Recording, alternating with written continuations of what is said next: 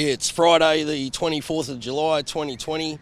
I'm here at the Royal on the Park for the second inquiry hearing into the road transport industry by the Australian Federal Senate. Let's check it out.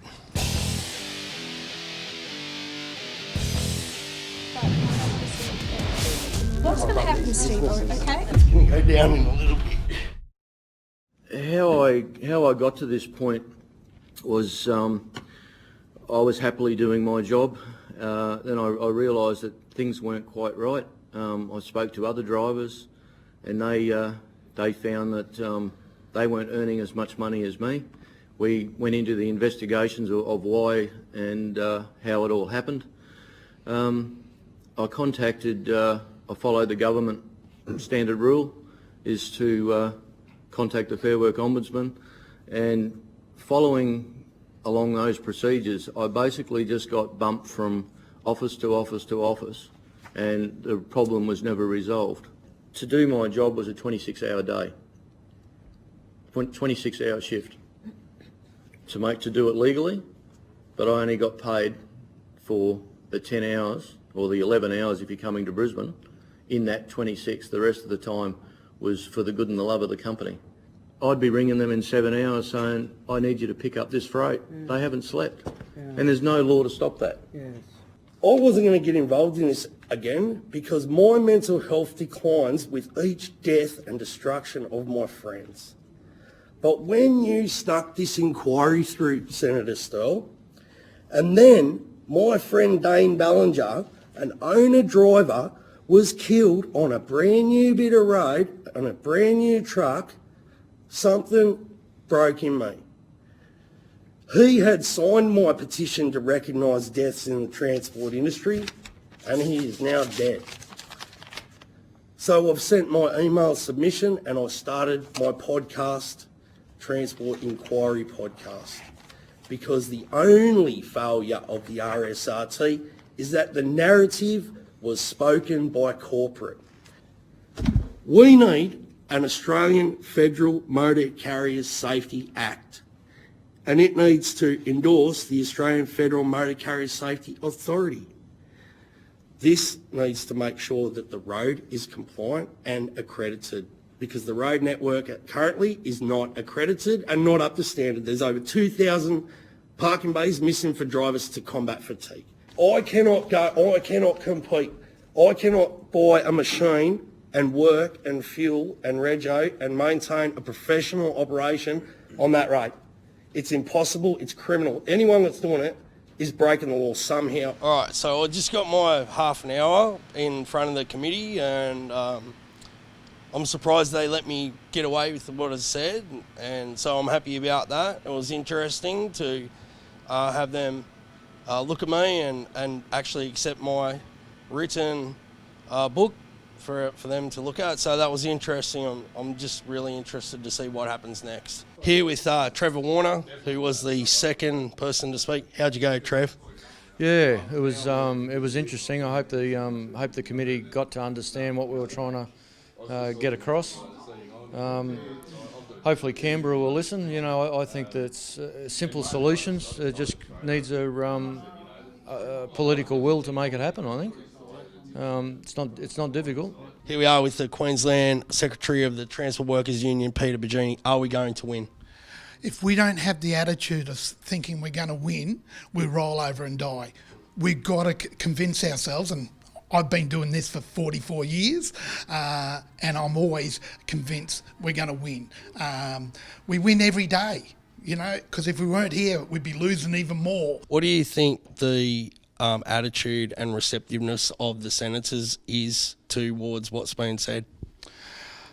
I don't think, apart from Glenn Stool, the others really understand this industry, and that's our role, is to give an overview of an understanding of what the problem is. You heard one of the committee people were on the dairy one yesterday. Now, dairy is probably similar in some ways of they're getting squeezed by the client, but this is much more complex, the transport industry. Cows don't speak up, truck drivers do. This won't fix everything, but hopefully there's a little light at the end of that tunnel that we can build on. If you take the logbook legislation, it was introduced into Queensland in 1938. That's about 7 years before we mass-produced ballpoint pens. And here we are in 2020, and our regulatory system is still structured around this notion of writing something in a notebook as to what you're doing with your day. We've got extraordinarily good technology available to us. We've heard commentary this morning about seeing machines, that there are other technologies around. Seeing machines is certainly well up there in terms of leading in that space. Why is that not properly reflected in the law? Why are we not advancing the way we actually manage road safety in this country? Why can you not drive around this country on the major routes and find a decent truck stop every 2 hours? That's right. We've only had 82 years to do it. Yeah. A truck bay's not that hard. Bring a dozer in, clear a bit of land, put a bit of bitumen on it, put up a sign, no caravans, trucks only, good night ladies and gentlemen, here's a toilet. What's hard about it when you talk about how many kilometres? What, sorry? You might have to clear a tree, Senator Still. We don't do that in Queensland. That'd be very distressing to everybody to have that sort of planning. Clear, yep, no worries. So, Mr. Bain, you have to simplify this for me. Well, we do engage with the industry weekly. The LATOQ and the QTA we speak to very regularly and have a very good relationship with them. That's 2/5 of the industry. That's great. Sure. So how many truck bays have come out of that conversation? I don't have the answer to that I'll help question, you I'm out. sorry. You ready? I'll take a wild stab. Am I wrong? Okay, now, how are they going to get a formatted task force to sit with you guys in working good faith to say we have an issue in this nation that says legally we're not allowed to drive excessive hours, but we've got to have quality of sleep, because it's not only the truckies who don't want to end up upside down on the side of the road, they don't want to kill any other poor bugger on the way through too. Yeah, totally appreciate that, Senator. Used to be a minority of companies that were the rogues cheating everybody. Now it's becoming nearly a majority, and the ones that want to do the right thing, they just go, we're just losing our market share, we're losing our customers, we either have to join them, and I'll tell you, some of them are slowly trying to join them. We hold them at bay, but they have no other option. If that does happen, does the Fair Work Ombudsman do their job? No. Yeah, well, What the first thing they'll do is, they'll ask you if you're a union member, go and see the union now, Right, or they'll go to a lawyer and they'll help you. You know, they're supposed to be there to represent, people are paying taxes. So it's very ineffective. They don't have the resources. So that's got to be fixed up. I ended up doing, in 1 week, I did about 80 hours, 82 hours, including 2 days when I did 21 hours one day, 3-hour break, and 16 hours the next day. And I was rung up at home at the end of a 21-hour day and told, you've got to be on the dock in 3 hours' time. And so I can take anyone without a licence and have them a licence in 4 hours with a test at Queensland Transport. Yeah. Done. Yep. And that's pretty scary. We've touched a bit on visas and what have you. You can come over here with a visa, and then the Transport just swap their licence over. They just go for a test in an automatic truck. Then they can take a Hyundai XL to Queensland Transport, do a test, and have a open class licence, a manual licence. Not a full crash box, but they can have, if they've already got their B-double licence and they've got an automatic B-double licence, they can take a car to Queensland Transport and have the automatic removed off their licence. We need an industry watchdog with teeth on it, like a German Shepherd. Now, you can call that whatever you like, a tribune, RSRT, whatever you want to call it, but it needs to have expert transport people on that tribunal, that industry watchdog. All right, so we're here with Senator Stirl at the end of the hearing. How do we go, mate? Are we going to win? We're going to have a fight, we're going to have a go. Let me tell you, I think the most important thing, it's very easy, Steve, for a lot of our people in the industry to sit back and throw rocks and cherry pick. The most important thing about this is the majority of transport operators know that we, big, small, single operators, truck drivers, whatever, we cannot continue on the same sphere we're on.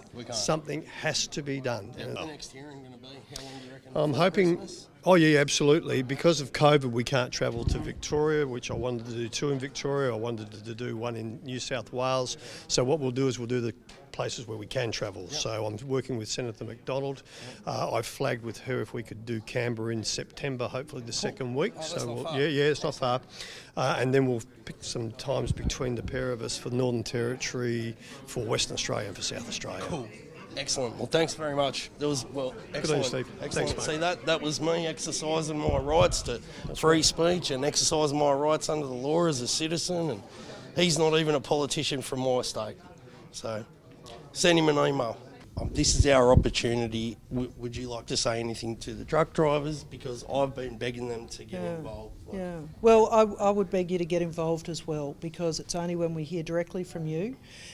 Peak bodies don't always represent everybody, and so you need to speak up, and you need to, you can ring, you can phone, you can turn up at these hearings and raise your voice, but we do need to provide a fairer environment for you to work. There you go, a senator from Queensland as well. Thank you. Terrific, thank you. Well, that's it. A full day of Senate hearing, and it's time to get the tie off and get the shirt off and get back into me bluey and go back to work, because it doesn't seem like much has changed today. The information was shared. Now it's up to you. You know what to do. Send an email. Help me out. I don't want to wear ties to any more of these events. Come on, you can do it.